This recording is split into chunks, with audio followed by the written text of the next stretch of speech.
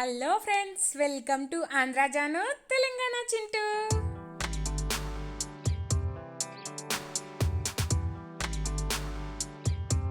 ఎక్కడికి వెళ్తున్నామో చెప్పలేదు కదా. ఇంకా బుద్ధారం శ్రీ గండి ఆంజనేయ స్వామి టెంపుల్కి వెళ్తున్నాము. ఈ బుద్ధారం అనే విలేజ్ వనపర్తి జిల్లాలోకి చెందుతుంది.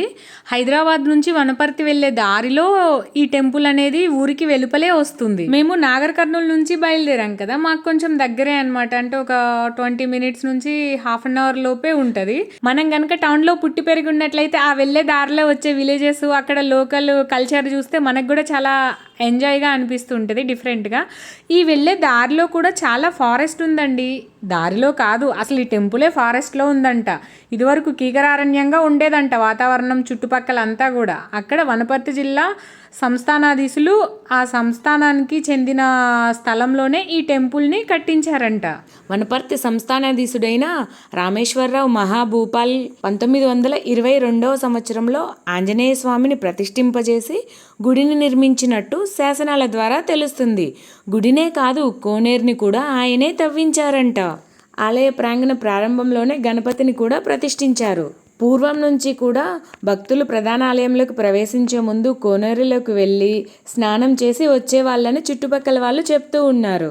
1988వ సంవత్సరంలో గుడిని మళ్ళీ జీర్ణోద్ధరణ చేశారు. 1991లో హనుమాన్ జయంతి రోజు శంకుస్థాపన చేశారు. కొన్ని ప్రత్యేక రోజుల్లో ఆంజనేయ స్వామిని ఇలా ఊరేగింపుతోన ఆలయం చుట్టూ కూడా ఊరేగిస్తారంట.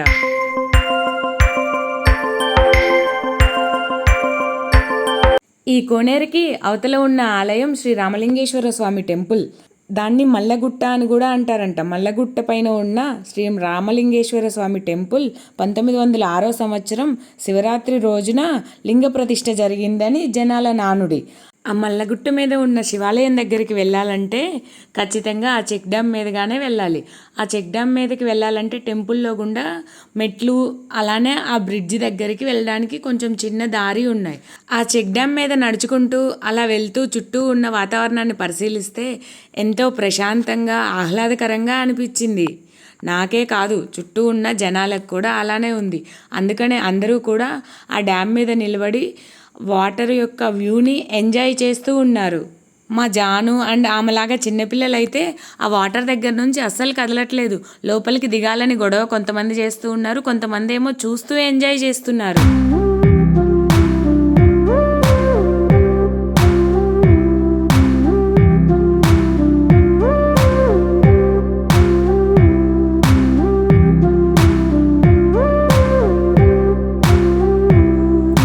ఓన్లీ చూడ్డానికే అనుకుంటున్నారా? చూడ్డానికే కాదండి, చాలా మంది స్విమ్మింగ్ ప్రాక్టీస్కి కూడా వాడుకుంటున్నారు. అదిగో చూడండి పిల్లలు.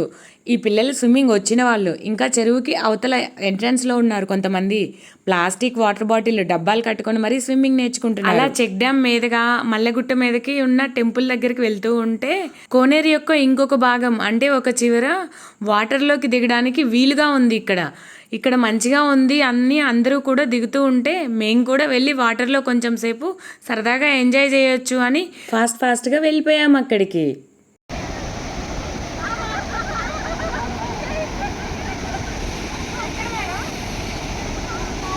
అలా నీళ్ళ దగ్గరికి వెళ్ళామో లేదో, అక్కడ కార్నర్లో ఒక పాము లోపలికి బయటికి అదిగో తలపెట్టి చూస్తూ ఉంది చూడండి.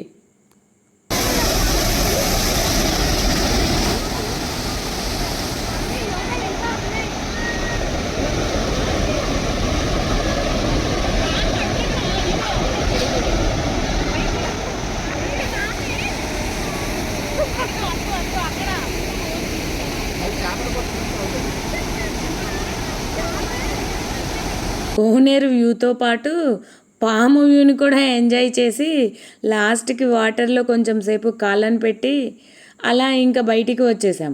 ఆ వాటర్లో కాళ్ళు పెడితే వాటర్ ఎంత ప్యూర్గా ఉన్నాయో తెలియడం కోసం అదిగో చూడండి. వాటర్లో కాళ్ళు పెట్టినప్పుడు పాదాలు చూడండి ఎంత స్పష్టంగా కనపడుతూ ఉన్నాయో.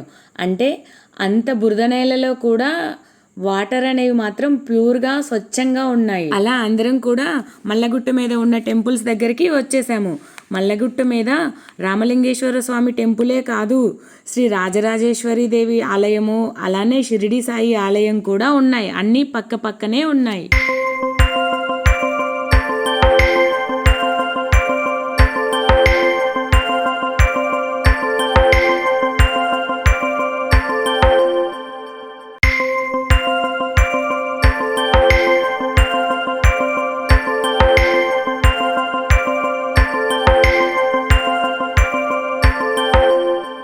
అలా మల్లగుట్ట పైకి వచ్చి టెంపుల్ అన్నిటినీ కూడా దర్శించుకున్నాక భక్తులందరూ కూడా పైన కొంచెం సేపు కూర్చొని సేద తీరి ఆ తర్వాత వెళ్తూ ఉంటారు. మేము కూడా అలానే కొంచెం సేపు కూర్చొని సరదాగా మాట్లాడుకొని అందరం కూడా మళ్ళా తిరిగి ఇంటికి స్టార్ట్ అయిపోయాము. Thank you for watching. ఇలానే ఇంకో మంచి వీడియోతోటి అతి త్వరలోనే మీ ముందుకు వచ్చేస్తాను. సబ్స్క్రైబ్ ఆంధ్రజాను తెలంగాణ చింటూ.